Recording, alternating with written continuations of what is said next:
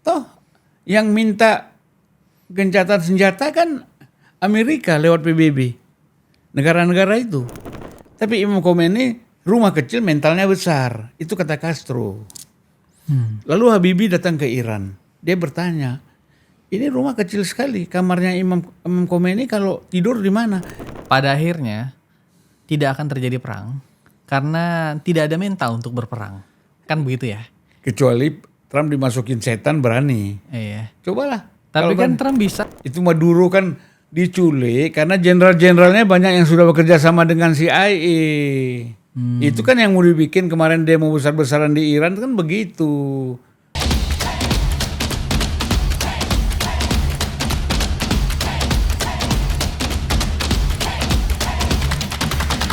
Bang, nih aku baru dapat info. Ah. Ternyata kita mau bahas Iran hari ini. Hmm. Ternyata Amerika sudah memarkirkan kapal-kapal induk mereka di bagian selatan Iran. Dan banyak katanya semacam persiapan kalau akan terjadi lagi perang di Timur Tengah. Salah satunya Iran dan Amerika Serikat. Abang gimana membaca sikap Iran? Iran ini kan kita tahu kan, kalau dalam pertarungan dia kan penjantan tangguh ini. Abang gimana melihat Iran? Saya berangkat dari apa yang pernah dibicarakan oleh Francis Fukuyama. Oke. Ya, di dalam satu pertemuan intelijen Mossad, CIA dan Inggris, UK. Dia kesimpulannya mengatakan, kita kalau melarang kekuatan Syiah, itu ada tuh. Seperti Iran, Syiah yang ideologis, itu kita nggak bisa menang. Tinggal sendiri pun dia mau mati. Syiah yang ideologis. Makanya dengan mereka jangan perang militer. Makanya Amerika mencoba ngirim CIA, ngirim Mossad untuk mengacaukan dari dalam yang demo besar-besaran kemarin. Tapi gagal kan? Iya. Nah, Kan sekarang demonya awalnya nggak pro pemerintah katanya cuma 10.000. Tapi yang pro pemerintah 2 juta. ya itulah, itu kan dari 2.000 itu 3.000 asing. Ya kan? Gitu. Jadi itu udah kita beda lah. Ada ideologi yang kuat ya sehingga perang aja nggak cukup untuk menghabisi Iran, itu maksudnya. Ya nggak bisa, harus dibuat dulu. Kata dia ciptakan supaya Syiahnya Syiah liberal seperti Azerbaijan. Azerbaijan kan 95% Syiah, tapi sudah sekuler. Ya kan? Kalau masih seperti Iran, bahkan seperti Syiah di Irak, walaupun tidak seperti di Iran, tapi masih kuat. Lebanon gitu kan. Terus Yaman gitu. Nah jadi kalau menurut saya bahwa pandangan apa yang disampaikan oleh Francis Fukuyama pasti masih ada di kepala CIA, di kepala Mossad ya, atau M16 itu masih ada. Jadi mereka juga berhitung. Nah, jadi makanya ini kan bekerja bagaimana membuat situasi sekuler. Iya, iya. Nah, apalagi pakai anak sah Iran yang nggak dikenal sama rakyat Iran, ya kan? Tapi bakal enggak bang. Tapi ini kalaupun lah Iran itu gagal dicuci pikiran Syiahnya menjadi Syiah liberal atau Syiah sekuler, apa Trump tetap akan mengambil jalan perang? Menurut abang ya? Kalau dia nekat, Iran ini nggak main-main. Kalau kemarin kan sebatas Israel aja. Ini nggak main-main. Inilah katanya Ali Khamenei, ini perang terakhir. Jadi ada satu lagi kata. Bagaimana caranya kita membuat Syiah itu menjadi sekuler, kata si Francis Fukuyama. Pertama, jauhkan mereka dari Nabi Muhammad. Kecintaannya kepada Nabi Muhammad. Kalau kita di sini kan maulid-maulid aja. Kalau mereka itu nangis cinta kepada Nabi, cinta kepada keluarga Nabi. Itu Syiahnya di Iran itu. Kemudian jauhkan mereka daripada pengharapan kehadiran pertolongan Imam Mahdi. Itu kata dia. Selama mereka masih cinta kepada Nabi Muhammad, cinta kepada Imam Mahdi tanpa reserve, dan jauhkan mereka dari peristiwa Karbala, Imam Husain. 3 hal inilah yang membuat Syiah di Iran itu kuat, kata dia. Nah, tapi bagaimana caranya? Ulama-ulamanya udah begitu kuat, sistemnya udah begitu jalan. Masjid di sana kan sistematis. Masjid di sini antara yang satu dengan yang lain nggak ada hubungan. Beda yayasan, Bang. Oh beda yayasan, ulama-ulamanya saling kenal. Iya. Di Iran kan itu struktural, terbangun secara struktural. Masjidnya aja struktural. Struktural, iya. Oke. Jadi kuat sekali. Ini kayak kalau gereja tuh dia ada pausnya, ada itu strukturnya gitu ya. Ya, bahkan lebih ketat lagi nih, ya kan? Jadi imam Jumat itu bisa 5 tahun, 10 tahun nggak ganti-ganti, selama dia masih pas. Nggak ada buat kesalahan, dia terus, ya kan? Kita di sini kan entah dari mana datang toto khotbah Jumat, imam Jumat, di sana nggak bisa, Oke. ya kan? Ada Dan sekali salat Jumat itu masjid itu 1 juta orang, gitu. Maghrib aja 50.000 orang, jadi komandonya tuh jelas Di Iran itu. Ada juga kemarin Bang yang rame itu. Ini kalau kita bahas Iran ya. Ali Khamenei mau kabur lah. Itu berita-berita yang kena dapat ke sini ya. Iran sebentar. Ini PM-nya Jerman buat statement sebentar lagi Iran akan berakhir lah. Kan banyak yang menskreditkan Iran sebagai satu negara yang kita tahu yang menskreditkan ini adalah negara-negara yang cukup pro terhadap Amerika. Tapi abang gimana melihat? Nggak mungkin lah. Saya kan kenal teologi mereka. Saya hukum-hukum mereka saya kenal, ya kan? Makanya orang kalau bicara Iran, karena mereka itu negara Syiah, tidak pernah mempelajari teologi Syiah, filosofi Syiah, ya pasti mereka gagal, ngarang-ngarang. Bagaimana orang seperti Khamenei itu udah bahkan dirinya itu dianggap sudah tidak ada, ya dirinya itu. Ini kalau kita bilang menyatu sama Tuhan salah juga kan. Tapi kan hubungan dia dengan, bahkan di dalam doa dia kan Imam Khomeini juga membaca doa Sa'ban itu namanya. Ini dibaca sekarang nih doa Sa'ban. Lagi tinggi-tingginya iman mereka ini. Kalau termasuk ke sini mati dia. Doa Sa'ban ini saya potong. Oh, kalau kapalnya salah waktu nyandar nih di Iran ya. Jadi saya ambil salah satu doanya, Ilahi habli kamalal inqita'i ilaika wa anir absara qulubina bidiya nara ilaika hatta taharruka afdalu qulubi huzban nur ila mudail adama. Artinya Bang? Ya Allah, putuskanlah aku hubungan dengan segala sesuatu yang ada di dunia ini. Ikatlah kalbuku dengan engkau. Dan anugerahi kami dengan cahayamu, ya kan? Jadi bayangkan dia nggak ada hubungan, masa melari dari situ nggak ada. Dan nggak mungkin lah itu dilakukan. Gitu. Nggak mungkin. Itu mimpi-mimpi propaganda yang childish saja, ya kan?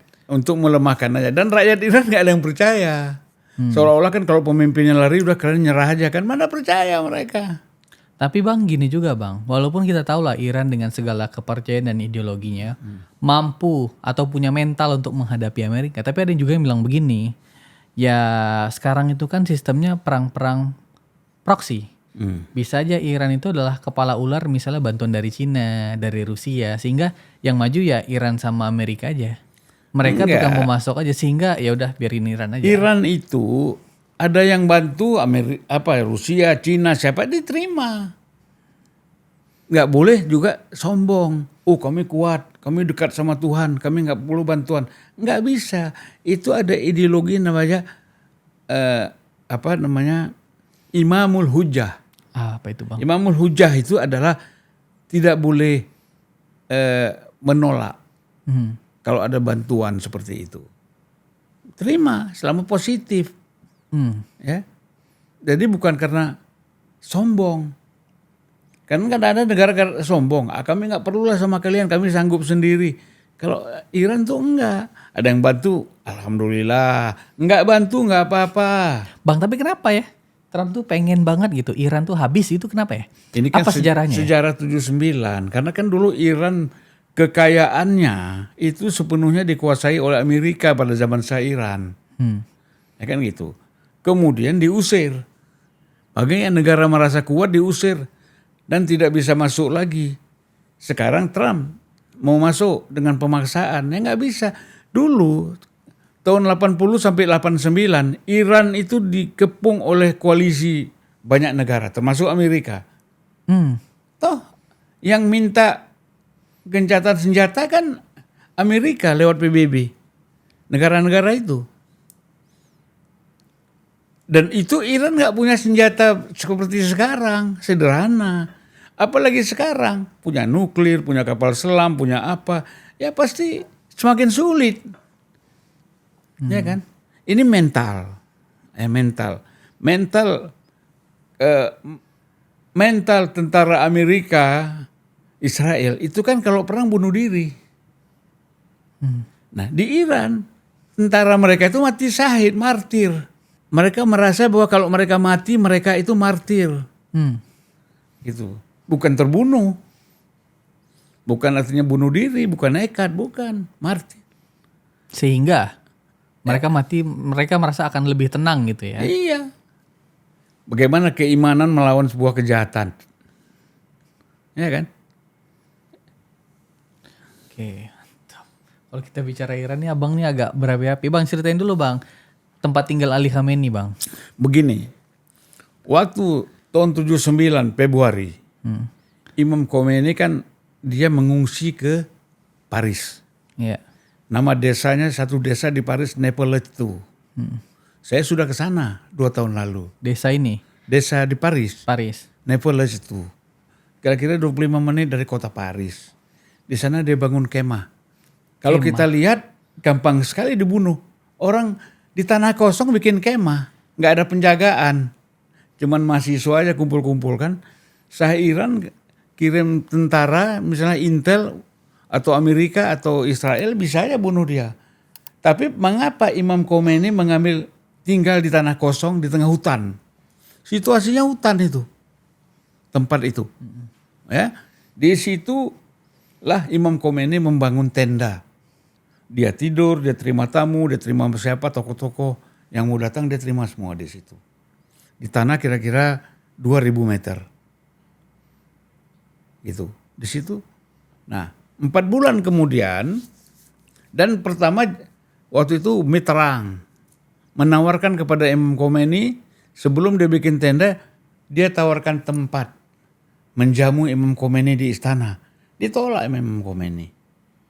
Biar saya bersama dengan rakyat. Itu uniknya. Jadi orang kalau nggak punya keyakinan yang luar biasa, ya ketergantungannya kepada Tuhan yang sangat kuat, nggak peduli dengan siapapun, yang penting hubungan aku dengan Tuhan. Mana berani? Coba pemimpin lain minta tinggal di istana, ini di tenda. Kapan-kapan kau ajak lah ke sana. Boleh bang.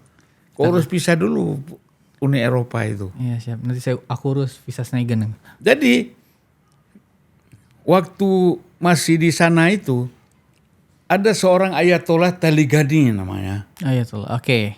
Taligani menelpon Imam Khomeini. Dia bilang, Imam, ini udah ratusan ribu mahasiswa rakyat ditembaki oleh Safak, tentara rahasia Iran waktu itu. Bagaimana? Darah bergelimpangan di mana-mana. Kata Imam Khomeini, 5 menit lagi kamu telepon saya. Apa yang dilakukan oleh Imam Khomeini? Dia ambil wudhu, sembahyang istiqoroh.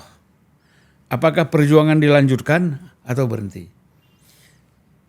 Setelah selesai sembahyang, Taligani telepon lagi. Bagaimana? Teruskan, besok saya pulang katanya.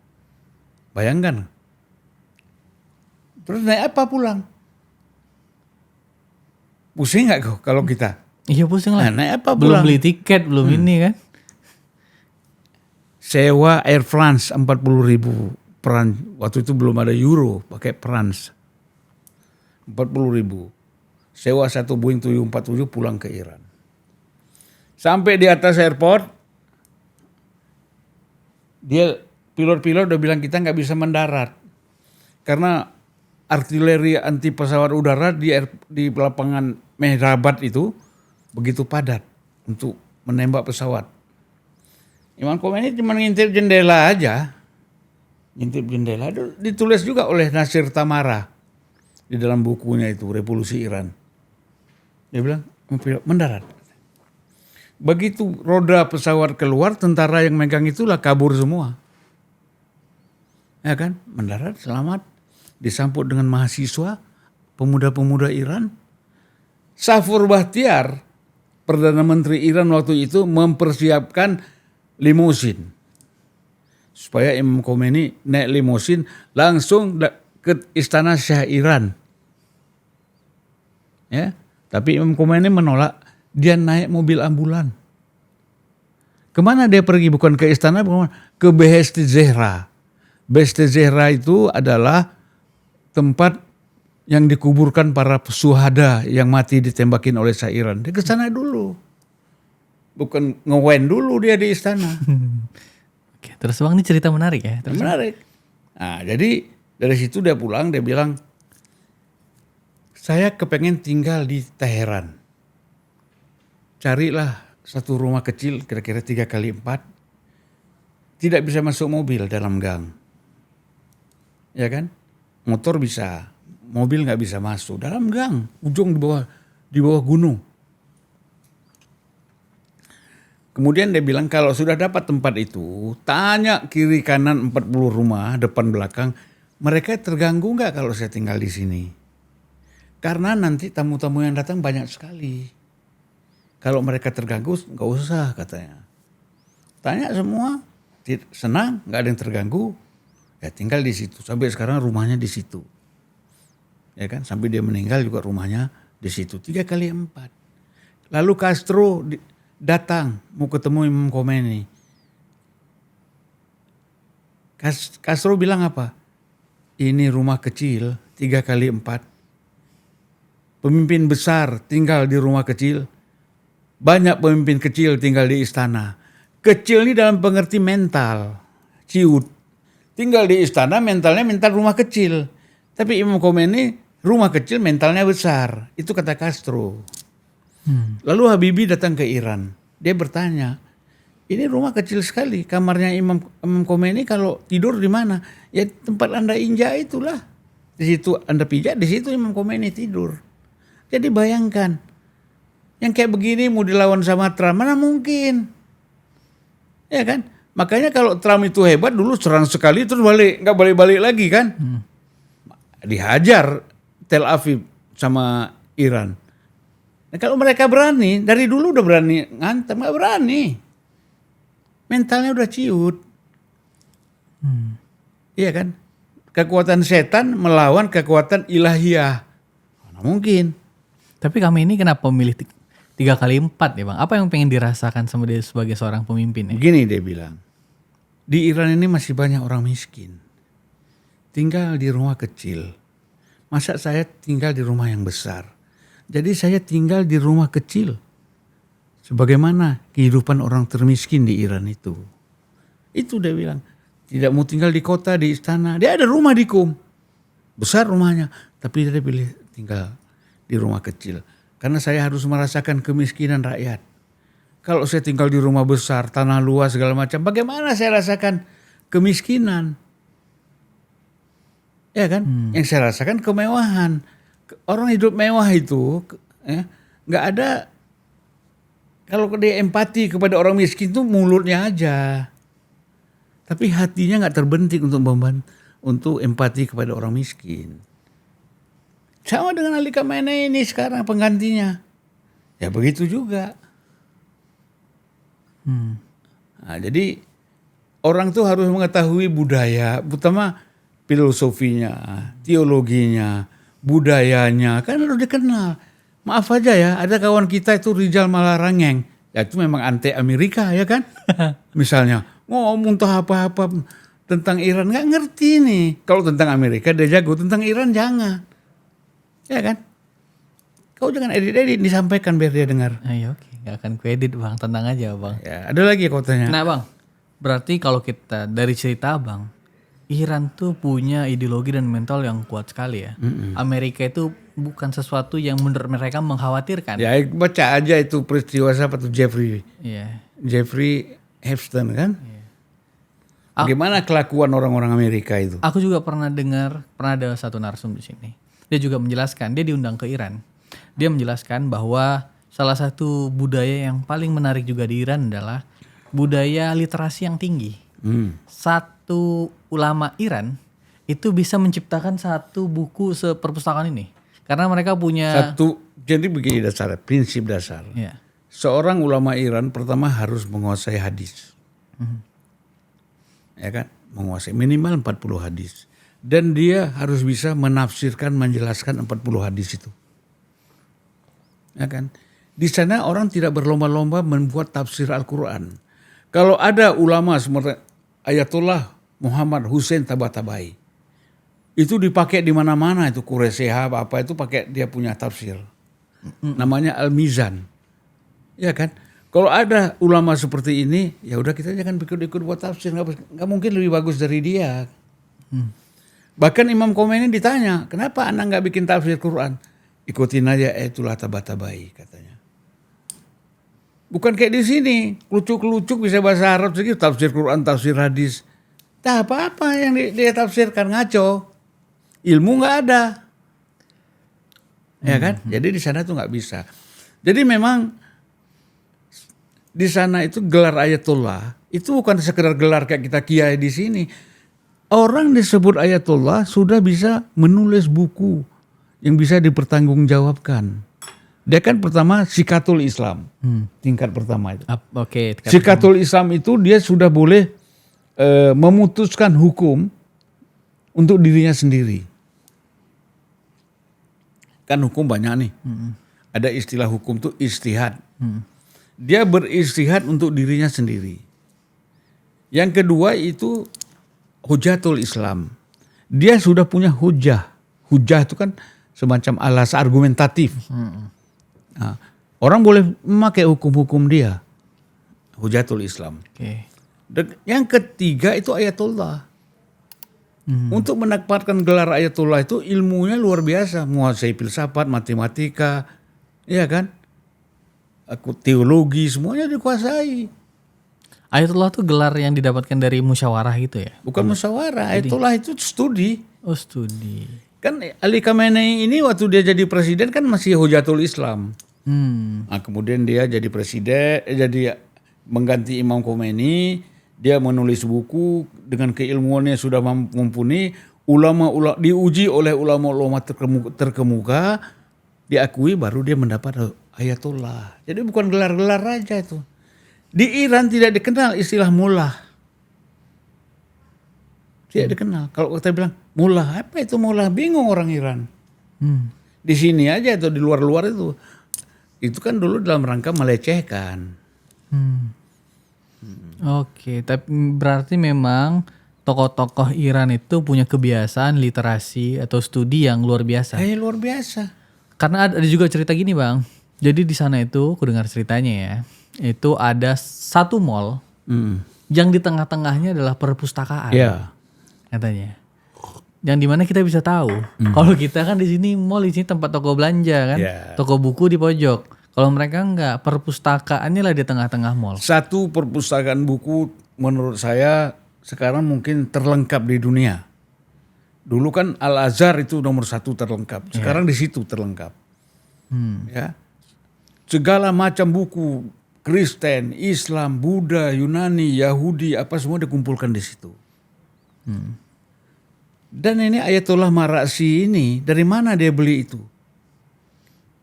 Ya dari bantuan orang. Setiap ada dana dia beli buku itu. Sampai buku yang sekarang mau dibeli oleh Raja Spanyol yang cukup mahal nggak dikasih karena ada di dia, karena orang Spanyolnya jual ke dia. Jadi itu ada 4 lantai. Dan itu anti bom kira-kira saya nggak tahu berapa ton ya. Tapi kalau saya lihat tebal sekali dia punya tembok, 4 lantai pakai lift. Di situ buku-buku saya pernah bawa satu Al-Quran dikasih orang yang cukup tua, umurnya 700 tahun. Quran itu kasih ke saya, saya bilang nggak manfaat buat saya. Banyak kutu-kutunya segala macam. Saya bawa ke sana, saya kasih. Oleh mereka kemudian waktu saya balik udah bagus. Kenapa? Dia itu karantina dulu. Masuk karantina, kutu-kutunya selesai, baru dia dikit-dikit yang sobek-sobek diperbaiki. Sebegitunya mereka ya. Begitu mereka. Bang, nih kita satu lagi Bang. Ini aku akan melihatlah beberapa pikiran teman-teman yang memang cukup liberal atau sekuler melihat bentuk pemerintahan Iran. Bentuk pemerintahan yang cukup erat dengan agama. Sedangkan ada juga yang percaya pemerintahan itu nggak bolehlah dengan agama karena terlalu, kalau di negara-negara yang cukup beragam kan nggak cocok. Tapi mungkin di Iran bisa aja cocok karena hampir mayoritas. Tapi gimana Bang menanggapi kalau ada yang mengatakan pemerintahan yang berlandaskan agama juga kayaknya kurang oke deh. Gini, Gimana? kalau pemerintahan Iran itu kan Republik Islam Iran. Ada Islamnya tuh kan? Ada Islam. Kemudian. Tapi Islamnya kan bukan hanya sekedar Pakistan kan Islam juga. Ke dalam konstitusinya loh. Malaysia dalam konstitusi ikut Quran dan hadis juga. Ya kan? Tapi kan pelaksanaan kapitalis semua. Nggak pernah diprotes orang. Jadi kalau orang pakai nama Islam tapi prakteknya ada kapitalis, nggak diprotes. Karena sesuai dengan maunya dia. Nah kalau Iran itu kan pakai Islam dipraktekkan. Sesuai dengan nilai. Kan gitu. Terserah orang bilang nggak ada nilai itu. Ya, bagaimana? Kalau orang dasar kebencian kan pasti nggak bisa terima. Kan gitu. Nah jadi kalau itu kan perdebatan lama itu. Di kalangan Ikhwanul Muslimin juga udah dibahas dari Sayyid Qutb, Muhammad Qutb, Abdul Qadir Auda. Sudah menjelaskan bahwa tentang hubungan Islam dengan negara. Nah kan sekularisasi ini kan sejak munculnya hegemoni Kristen. Sehingga terpisahlah agama dengan negara. Seolah-olah gereja tuh nggak ada hak sama sekali untuk mengurus negara, untuk mengurus masyarakat. Lo urusan nyembah Tuhan aja lo, ya kan? Nah di Iran negara dibilang teokrasi, tapi mereka demokrasi. Kan 4 tahun sekali pemilu. Presidennya dari tahun 74, dari 79 sampai sekarang udah berapa? Kalau kita hitung. Bani Sadr, Ali Rajai, ya kan? Ali Khamenei, presiden. Terus ganti lagi Rafsanjani. Habis Rafsanjani Khatami. Habis Khatami si Ahmadinejad. Apalah Bang. Habis itu Hasan Rohani. Kemudian 8 ini yang sekarang. Ya kan? Iya. Gitu. Hampir hafal lah Bang semuanya ya. Ya, hafal semua bukan hampir hafal. Hafal ya. Di sini berapa tahun kita merdeka? Soekarno, Soeharto, baru masih 8 juga kan? Padahal waktu kita merdeka lebih lama daripada ini. 79. Setelah revolusi itu sudah 8 presidennya. Negara kurang demokratis apa? Negara tidak demokratis kalau menentang Amerika. Kalau negara mendukung Amerika, otoriter pun dia demokratis. Soeharto Orde Baru otoriter, demokratis kita bilang. Karena cocok dengan Amerika.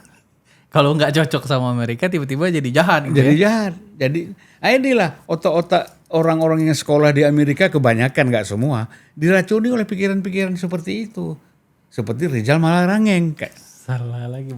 Ampun Bang. Nah, dia yang ngomong soal di total politik. Iya. Oke, jadi Abang punya keyakinan pada akhirnya tidak akan terjadi perang karena tidak ada mental untuk berperang. Kan begitu ya? Kecuali Trump dimasukin setan berani. Iya. Cobalah. Tapi Kalau kan Trump bisa aja kan Bang. sekarang begini, yang ketakutan ini taruhlah Trump berani. Iya. Saudi ada pangkalannya. Kan Iran udah bilang, Pangkalan-pangkalan militer di kawasan Timur Tengah disikat semua. Ini kan orang Saudi ubud dunia, cintanya kepada dunia luar biasa, sayang kepada gedung, kepada apa, kepada istri, kepada anak kan. Bagaimana kalau diserang Iran? Pusing dia, hancur negaranya. Bang, bisa aja kan diculik kayak Maduro, Ali Khamenei malam-malam. Nggak bisa. Itu Maduro kan diculik karena jenderal-jenderalnya banyak yang sudah bekerja sama dengan CIA. Itu kan yang mau dibikin kemarin demo besar-besaran di Iran kan begitu. Nggak bisa, mimpi aja itu Amerika itu. Ya. Nggak bisa, susah nyuliknya ya. Nggak bisa. Dulu kan mereka waktu tahun 79, tahun 80, ya 79. Imam Khomeini kan yang rumah kecil yang baru itu kan tinggal di bawah bukit. Kan Amerika kirim 2 helikopter untuk menculik Imam Khomeini. Ya, tiba-tiba helikopter itu tabrakan sendiri, ada angin kencang. Yang kenal istilahnya dengan blue light. Kau buka di Google itu blue light. Bagaimana 2 helikopter yang sudah siap tentaranya turun menculik Imam Khomeini tiba-tiba meledak. Pertanyaan terakhir juga nih Bang. Sepengetahuan Abang, seberapa baik dan seberapa dekat hubungan Indonesia dan Iran dalam hal ini Pak Prabowo sebagai presiden? Ya kita kan nggak bicara batin ya. Kalau hubungan sekarang kan nggak dekat lah kita. Kan baru Safri Samsudin Menhan yang pernah berkunjung ketemu dengan petinggi-petinggi Iran. Pak Prabowo kan nggak pernah.